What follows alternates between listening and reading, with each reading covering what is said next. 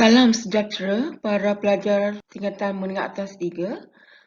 Kali ini cikgu akan menyampaikan satu pengajaran yang berkaitan dengan ayat susunan biasa dan ayat susunan songsang. Dan latihannya terdapat dalam buku teks Tong Jong muka surat 187 dan 188. Baiklah pelajar, sebelum kita hendak membuat latihan menukarkan ayat susunan biasa kepada ayat songsang, kita perlu mengecamkan bahagian subjek dan predikat dengan tepat dan jelas. Baiklah, sekarang cikgu cuba terangkan bahagian subjek dalam ayat. Ya. Frasa nama dapat membentuk subjek dan frasa nama ini boleh terdiri daripada frasa kerja atau frasa adjektif. Disebabkan frasa kerja dan frasa adjektif, mereka berfungsi sebagai kata nama dalam ayat. Contohnya, membaca hobi saya. Membaca sebenarnya ialah kata kerja. Tapi di sini, dianggap sebagai kata nama.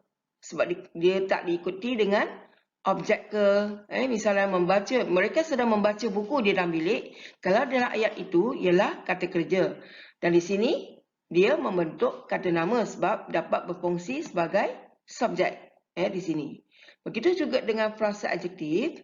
Misalnya, kalau kita kata putih, putih juga boleh membentuk ayat. Misalnya, putih lambang kesucian.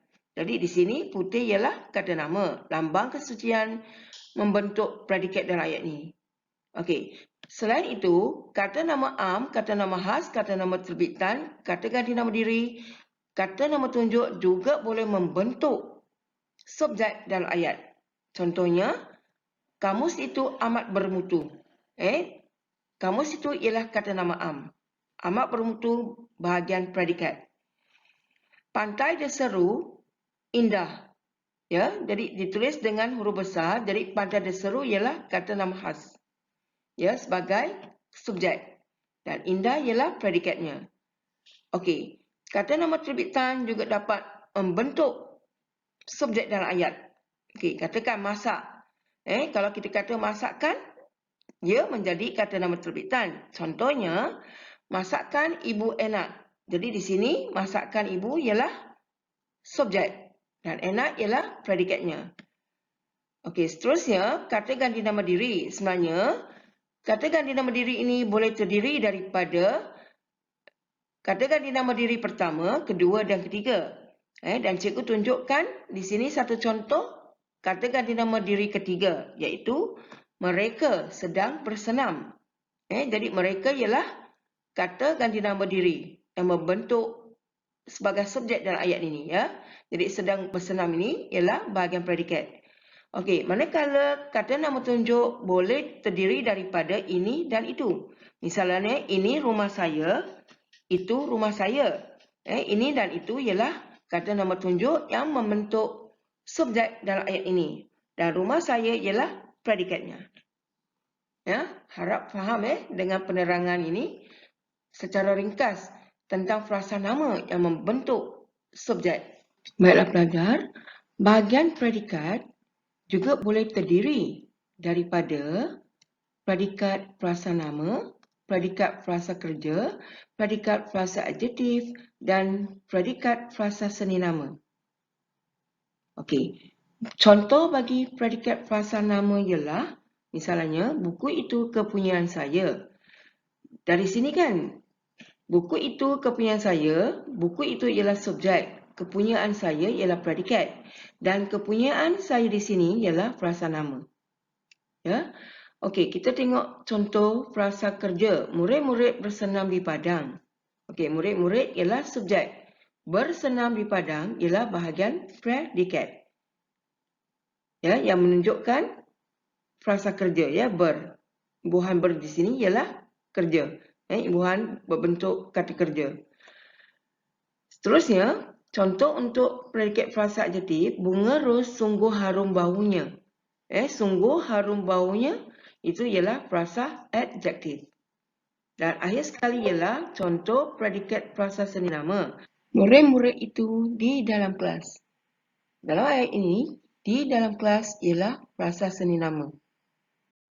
Baiklah para pelajar, sebenarnya untuk mempraktikkan latihan menyungsangkan ayat, kita boleh melalui suatu formula yang senang seperti berikut, iaitu subjek tambah predikat. Cuba kita lihat contoh. Cikgu Azman berfikiran kreatif. Dalam ayat ini, Cikgu Azman merupakan subjek, manakala berfikiran kreatif ialah predikat. Pendek kata, subjek terletak di hadapan ayat, manakala predikat pula terletak di belakang ayat. Demikianlah bentuk ayat biasa. Manakala formula untuk ayat songsang ialah predikatnya terletak di hadapan dan subjeknya terletak di belakang. Perhatikan formulanya, iaitu predikat di hadapan dan diikuti subjek. Okey, perhatikan contohnya pula, berfikiran kreatif Cikgu Azman. Jadi kalau kita nak songsangkan kepada ayat biasa, Cikgu Azman dikedepankan dan berfikiran kreatif dibelakangkan. Demikianlah cara membuat ayat songsang kepada ayat biasa ataupun ayat biasa kepada ayat songsang. Baiklah pelajar, latihan tukar ayat susunan biasa kepada ayat susunan songsang perlu dipraktikkan. Dan latihan ini terdapat dalam buku teks Tongjong, muka surat 188. Baiklah para pelajar, cuba kita perhatikan latihan ini, iaitu menukarkan ayat biasa kepada ayat songsang. Okey, ayat pertama, mereka berbuar-buar di anjung rumah. Okey, cikgu berikan maksud anjung rumah itu ialah Kian Thai ataupun Lu Thai. Dan dalam ayat ini terdapat kata ganti nama diri, iaitu mereka. Ya. Jadi berbuar-buar di anjung rumah menjadi predikat dalam ayat ini. Jadi kalau kita nak songsangkan, okey, perhatikan ya. Jadi pelajar boleh merujuk kepada formula yang telah cikgu tunjukkan tadi. Okey, seterusnya ayat kedua, Monica melanjutkan pengajiannya dalam bidang sains pertanian di Universiti Putra Malaysia.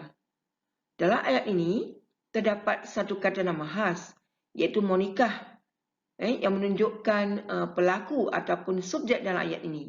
Jadi melanjutkan pengajiannya hingga ke Universiti Putra Malaysia merupakan bahagian yang menunjukkan maksud Monica hendak melakukan sesuatu. Jadi di sini macam mana kita hendak menyungsangkan? Okey, rujuk kepada formulanya juga. Okey, dalam soalan 3 dan 4, cikgu rasa tak ada apa-apa yang menyusahkan sebab kosakatanya senang saja. Okey, ayat ketiga, rombongan Persatuan Alam Sekitar akan tiba. Jadi akan tiba ni menunjukkan apa yang akan tiba. Ya. Jadi pelajar cubalah pantaukan dan gunakan formula untuk menjawab.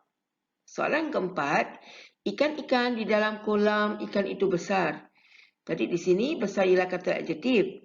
Okey, besar ini menunjukkan apa yang besar. Okey, pantaukanlah dan buat berdasarkan formula. Okey, soalan kelima, langit semakin mendung pada hari ini. Okey, maksud mendung itu ialah ing ana. Okey. Jadi di sini, apa yang semakin mendung pada hari ini? Okey, jadi fahamlah ya. Dan soalan ke-6, hadiah ini untuk ibu sempena hari lahir ibu yang ke-46. Hari lahir itu ialah hari jadi ibu. Jadi ada apa untuk ibu? Fahamlah ya. Jadi buatlah berdasarkan formula juga. Soalan ke-7, buku teksnya masih ada pada saya. Okey, dalam ayat ini, masih ada pada saya, jadi apa yang ada masih pada saya? Okey, fikir-fikirkanlah. Soalan yang ke-8, beg berjenama Dating Mary, sungguh mahal. Ya, berjenama itu ialah Minpai, branded lah Jadi di sini, sungguh mahal, kata adjektif. Okey, kata adjektif ini menunjukkan apa yang sungguh mahal. Jadi senang saja ya belajar. Soalan yang ke-9, penjual daging ayam itu masih belum sampai. Okey, jadi ayat di sini masih belum sampai ditujukan kepada siapa yang belum sampai. Jadi songsangkanlah. Ayat yang terakhir iaitu ayat ke-10.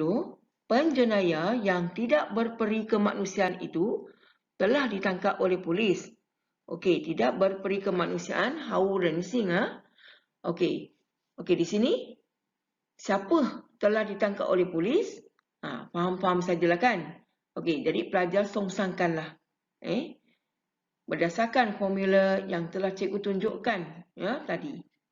Para pelajar, seterusnya ialah latihan menukarkan ayat biasa kepada ayat songsang juga. Walaupun dia dalam bentuk petikan, tapi jangan risau. Cara membuatnya tetap sama.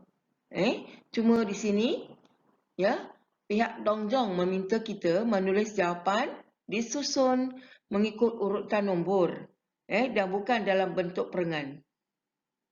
Okey, kita perhatikan perengannya berikutnya. Baiklah pelajar, walaupun latihan ini berbentuk dalam petikan, tapi cara membuatnya tetap sama. Dan dalam petikan ini terdapat 8 ayat yang perlu disongsangkan. Jadi masa kita menulis jawapan tu, kita ikut urutan.